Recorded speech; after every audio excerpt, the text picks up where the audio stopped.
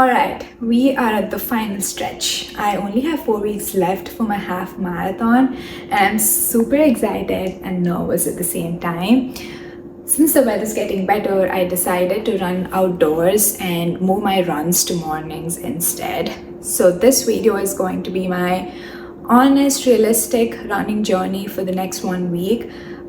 Usually, I give more importance to strength training over running, but I've decided this whole month my highest priority is running and completing all the runs in the Nike Run app, and my second priority will be strength training. So let's see how that goes. Alright, it's Thursday. I was planning on waking up at 6:15, but I got up at 7, which is not what I planned, but I guess it's alright. I have a shorter, like comparatively shorter run. It's only a 30-minute run, and it's still slightly dark outside. So I guess it won't be an issue. Anyway, I still got up and I'm still planning to run, so I'm excited for that.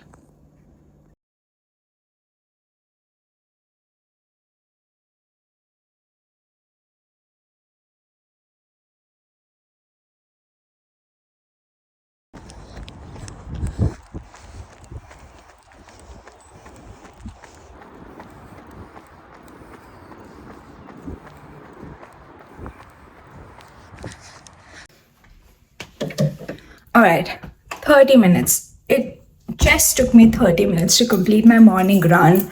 And for the past 2 weeks, ever since the weather got better, I've been wanting to run in the mornings, but I'm just giving myself reasons that, oh, I can't wake up early in the morning and then I have to work, I don't have enough time.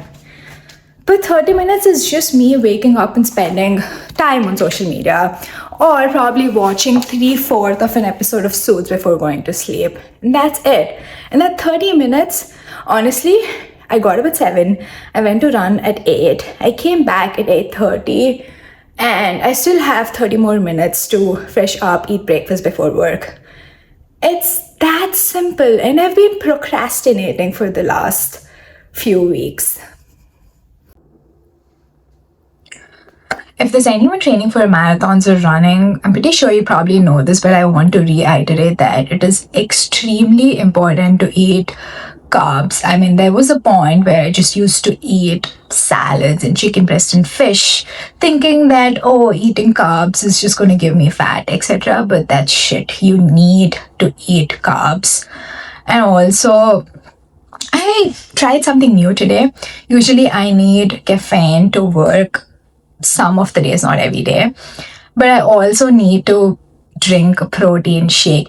So today I researched and I did a protein ice latte, which is super simple. I just added 1 scoop of protein powder and milk, and I blended it with a whisker, and then I added coffee to it and ice cubes, and we got the protein ice latte.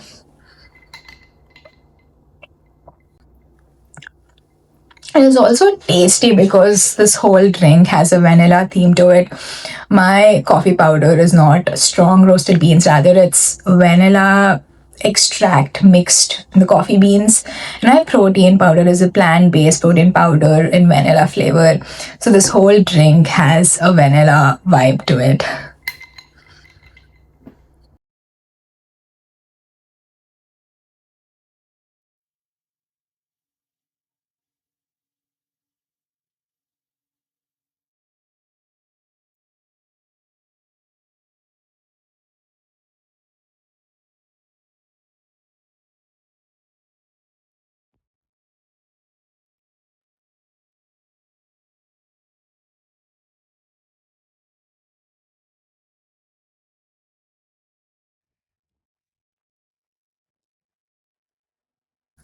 Yay, I completed my run, but people say that every run will make you feel better, but that's just not true in my case. I have a couple of high priority tasks that I need to and have to get done today. And I'm not usually good at compartmentalizing things where I'm like, oh, this is a work thing and I'll do it in the work window, and this is a personal thing and I'll do it in this specific window kind of person. If I have some outstanding tasks, then they're just there in the back of my head, nudging me all the time. So before starting today's run, I was just kind of overwhelmed with these tasks. And even my run, my strides, my pace, anything was sloppy. But I'm super grateful because I chose the guided run instead of the non guided run, which I did yesterday, where I was listening to a bunch of Bollywood songs and I'm in that vibe and just running. But I took the guided run today and it was super helpful. The whole 30 to 38 minutes of run, I did not listen to music. I was just listening to, I forgot the name of her, but this coach in the Nike Run app just cheering me to do 5K run intervals and then one tempo run, which felt good. Like she's encouraging me, and every time I complete a specific interval run, I felt good. So just consistency is better than feeling like, oh, I'm going to go ahead and ace this race. Um, that's just some personal experience that I just wanted to share. Remember, not every run needs to make you feel good. You can feel the shittiest throughout the run sometimes, but the fact that you still made it, you still completed the run, should make you feel good.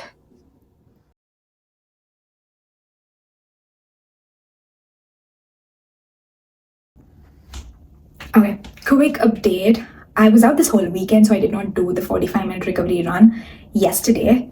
And as of today, I did wake up, but I was scheduled a 15-minute recovery run, and it was super cold outside, so I couldn't run outside.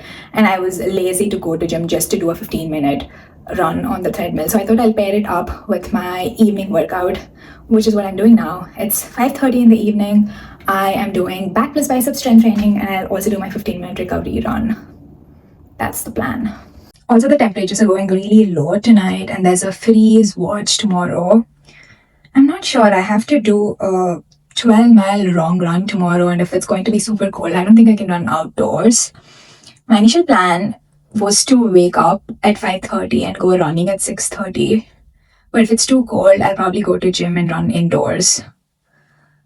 Let's see how that goes.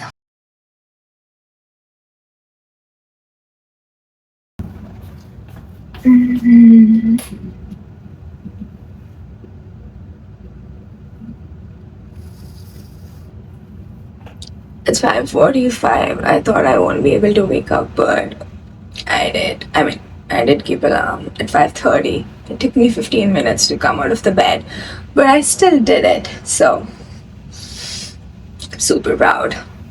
Let's do it.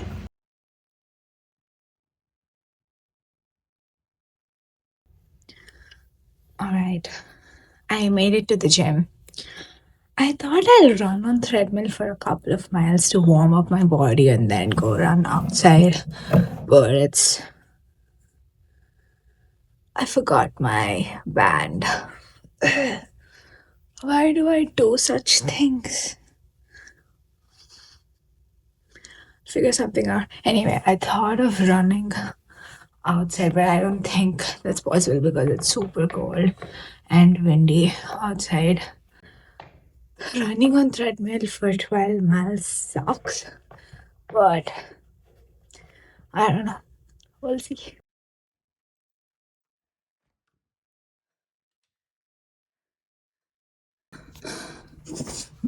Lesson learned. This stupid band made me run all the way back. But honestly, it was not that cold. I mean, it is still, but since my body is all warmed up, I was able to run. And also, while running on the treadmill, my left ankle is again hurting a bit. But when I ran outside, it did not. So I might run outside if my ankle irritates me. But yeah, got my band, back to running.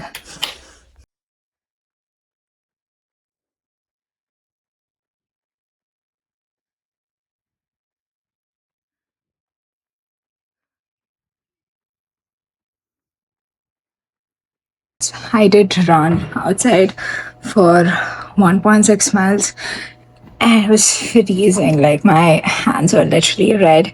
It's a bad decision to run outside. But we're back in and we're gonna run.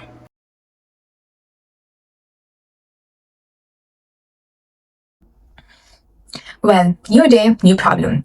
I'm supposed to run 12 miles, but I only ran 6.7 miles ish. That's because I got a blister and I couldn't run anymore. Honestly, it's very frustrating. When I decided to take up this challenge, I knew running was difficult, but I thought maybe if I practice, if I stay consistent, I can do it. It'll be a piece of cake for me, but it is not. It is extremely disappointing to me that not even a single week in the past 3 to 4 months where I completed all the runs recommended in the Nike app.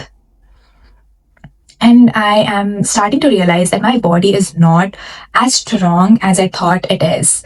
I am always putting more pressure on my body or forcing myself to complete the runs. That's because I set unrealistic expectations and I'm forcing my body to do things that it cannot do.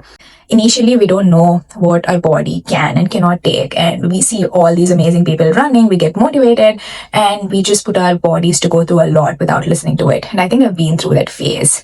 And that's why the title of this video is not challenging myself to complete all the runs in the Nike app anymore. It is more realistic, honest, and authentic. So yeah. Anyways, for the blister, I realize when you're running for a longer time, and since the weather is also getting warmer, there's a lot of heat.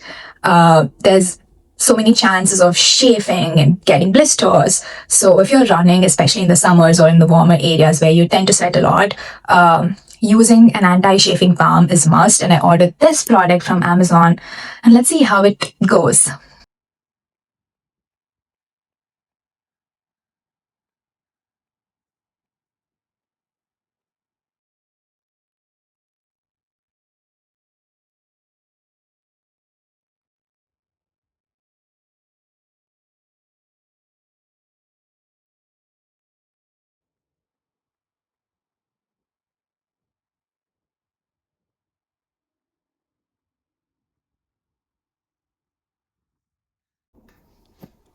So I completed the 45-minute guided recovery run. It was super helpful. And I also realized something that I am pretty comfortable with the shorter runs, like the recovery run, interval run, speed run, etc. But I struggle with the longer runs. And for obvious reasons, the longer runs take more physical and mental effort.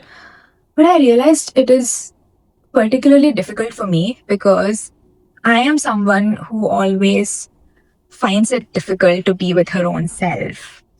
I am not comfortable just doing one task at a time and being with my own thoughts and mind. And that's why ever since I started training, I always say I'm training for endurance. By that I mean I'm training myself to run longer, not just faster. And that requires me to train not only on the court, but also off the court. I've been doing a couple of practices. One is just sitting for 5 to 10 minutes or however long I feel like and not do anything. I'm just letting my thoughts wander and just unbothered by anything. And the other one is I usually listen to music, podcasts, or talk to my family or friends while doing chores, but I stopped doing that. Now I am only cooking or only cleaning dishes or while going to gym or working out, I'm trying to do it without listening to music. And that has been helping me a lot. So when we are doing the longer format runs, where we'll have to be out there running for 2 to 3 hours, we can still listen to music or podcasts, but it gets difficult when you're not comfortable being with your own thoughts or being with your own mind.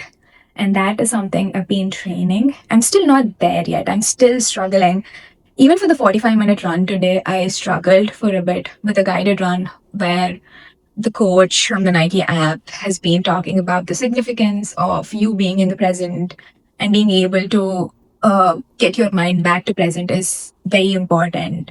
And that helped me. And lately, I've been running without music. I'm doing the guided runs where I'm listening to the coaches speak, but I'm not listening to any music or podcasts in most of the runs. And that has been helping me. So yeah, there's still a long way to go. I don't think I'll be able to just run for 3 hours or be with my own mind for 3 hours. I'll definitely need something. Um, but I'm in the process of getting comfortable with my own body and mind. And I feel like that is very important when you're training for marathons, especially the longer ones. So that's my honest first week of April run journey. I'll probably slow down just a bit the following week because I'll be reaching the end of my little phase and I'll have lower energy. But hoping to pick up after that week. So yeah, let's see how it goes.